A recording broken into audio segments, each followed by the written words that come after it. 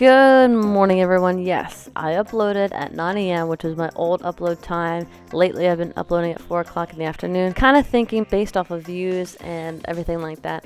Probably should have always kept it at 9 a.m. So we're going back to that. Let me know what you guys think down below. So 9 a.m. Eastern Time. Gina will upload every other day. So this video is going up on Thursday. You watched one hopefully on Tuesday. If you did not watch that video on Tuesday, make sure you go and do that after this video. And then there will be another one on Saturday and just every other day from there. So thank you from the bottom of my heart for clicking on this video. You know that does mean the world to me. I'm using the mic for the second time, so hopefully it sounds as good as last time. And yes, after playing around with it, I do need it this close to me. I try to put it where there's a dark background behind it so you can't really see it. It's not like right there in front of you. Yes, it's covering my face a little bit, but that's what we're gonna have to work with. But I love how it sounded in the last video, and hopefully it sounds just as good right now. So comment down below, let me know what you think. And again, thank you so much for clicking on the video. Don't forget to hit that like button. Hit it right now. Go do it. I think it's right here. No, right here. Go hit that button right there.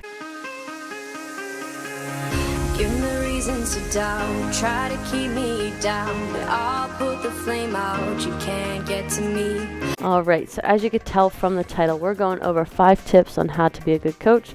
I've got them right here because I would forget, honestly. And when I talk about coach, I'm not talking about a health coach, fitness coach, or anything like that. The coaches you kind of hire online or anything like that.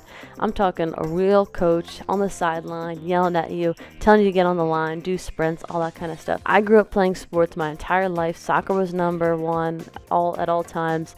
I went to school and played college soccer as well. And now I've fallen in love with coaching youth soccer, and I've come up with these 5 tips that I would have liked when I was a player, and now that I tried to implement in my coaching style. So what I'm going to do is run through 1, 2, 3, 4, 5, and I'll put them on the screen as well for you. So hopefully if you are, someone who wants to get into coaching, this can help you.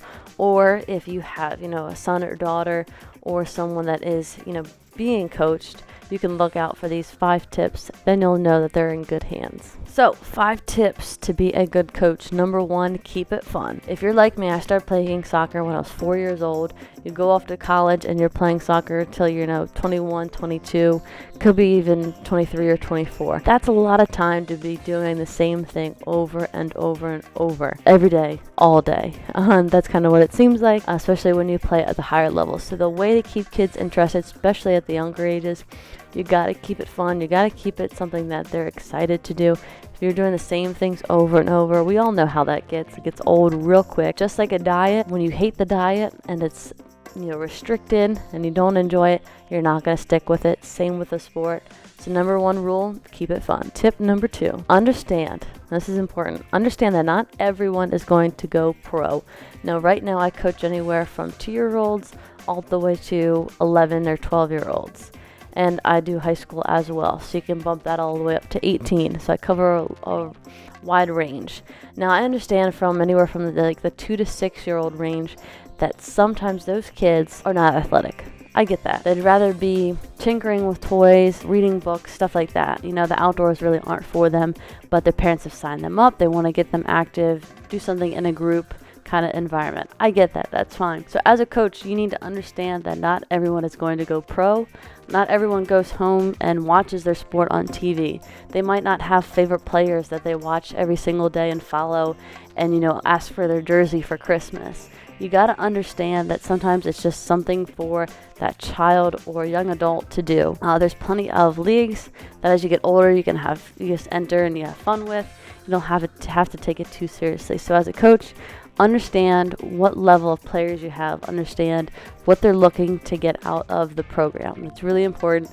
You got to understand that not everyone will go pro. And tip number 3, be more than a coach. So I'll put a picture up right now of what exactly I mean by that. What you're seeing is this little girls team that I have. They're about 6. For me, I'm way more than a coach to them. I'm a role model. I'm their older sister, kind of.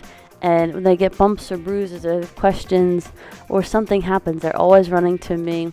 Yes, for the hour or so that I have them, I am their coach. I am trying to teach them new things, but before practice and after practice, I'm basically like their big sister. So as a coach, you've got to be that mentor, that role model, that maybe that father figure, whatever it is, and you'll find it as you go along. But understand that a coach doesn't punch their time stamp and then leave, right? I get emails from players and text messages from players, and you've got to be more than just a coach. You're another important person in their life. So understand that you have to do more than just coaching. Sometimes mentoring is a big part of it. Tip number 4, have different approaches and ways that you go about coaching. Obviously, since I coach a wide range of players, the same thing that I do for the 5-year-olds, I can't do for, the 14-year-olds, right? That's not going to work. So like I said before, understand the level of players that you are coaching, understand what they're looking for, and understand what you can provide for them. Goofing around with a 5-year-old is good, and you get them laughing, you get them interested in the sport that you're coaching, and you get them excited. But a 14-year-old is going to look at you like you have two heads if you're trying to be funny and goofy and make them laugh. So understand that you need to have different philosophies, different approaches that you can tailor to the different types of levels of players and ages of players that you're going to be coaching. That's key to understand. Plus, you don't want 14-year-olds looking at you like you're crazy, but you definitely want 5-year-olds laughing. All right, tip number 5, I think this is one of the most important ones, and that is to listen. Yes, as a coach, you're doing a lot of talking. You're introducing new things to them, things that maybe their parents don't know, things that they have never seen before. And because of that, they're going to have a lot of questions. They're not going to get it right the first time. So as a coach, as a mentor, as their older sister or brother, you need to listen. When they have questions, you need to listen to them and not just brush it off. You have different types of learners. You'll have players that are visual learners. You'll have players that will get it right away, and you have to understand that. So you might have to say things 5 times in a row, 10 times in a row. You might have to walk them through it step by step. You're gonna have kids who are, not paying attention in La La Land. So when they ask you questions, yes, it might get under your skin, and that's okay at times, but listen. Listen to them, because the last thing you want is for them to miss something really important and then feel left out or feel like they're not where everyone else is on their team. You don't want them to feel left behind. And as their coach, as their mentor, you might see them once a week, twice a week, 3, 4, 5 times a week. You see them after school. You'll see them on the weekends. They might tell you something or come to you with a problem that they haven't told their parents yet. Maybe you see them right after school and they haven't even seen their parents yet. Maybe something happened in school, bullying, whatever it is. They had a stomach ache. So you got to be able to listen to not just the sports related things, but their life. You are another figure in their life, and the best thing you can do for them is to listen, especially at the younger ages. So those are my 5 tips. Hopefully if you clicked on this video and you're looking for help, and maybe you've never seen one of my videos before, but I really do hope that this one has helped you if you needed it. If you're interested in other videos like this, please comment down below. I'm really excited to do more tips like this, and coaching is something that's near and dear to my heart. I've been around it since I could walk, basically, and it's now something that I'm pursuing my career in, and coaching at all different levels, ages. So it's very, very, very exciting for me, and I feel like I know a lot in this environment. So again, we'll go over it really quick. Tip 1, keep it fun. Tip 2, understand not everyone will go pro. Tip 3, be more than a coach. Tip 4, have different approaches and ways of coaching. Tip 5, listen. So just like you guys listened to this video, hopefully it wasn't too long. Hopefully you got something out of it. Hopefully it was fun and entertaining in a way, and you can take something away from it. So thank you very much. I really do appreciate that. And don't forget to hit that like button. All right, now time for the video that probably most of you have been waiting for. My last video was a grocery haul video, and I told you guys to guess what the final price was. You guys were like spot on.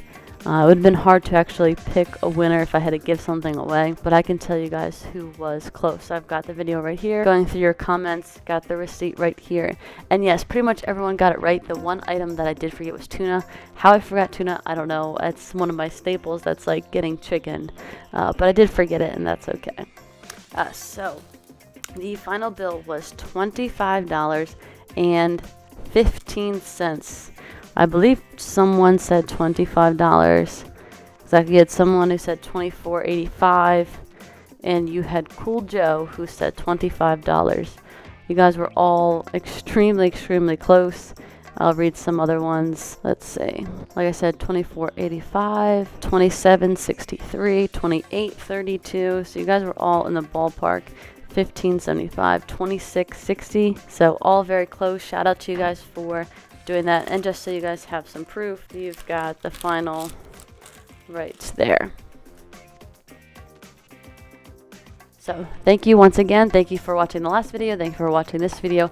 Hit that like button. I'm going to finish the video right here. Edit it for you guys. Again, new uploads at 9 o'clock in the morning Eastern time. With that being said, like, comment, share, subscribe. And as always, have a great day.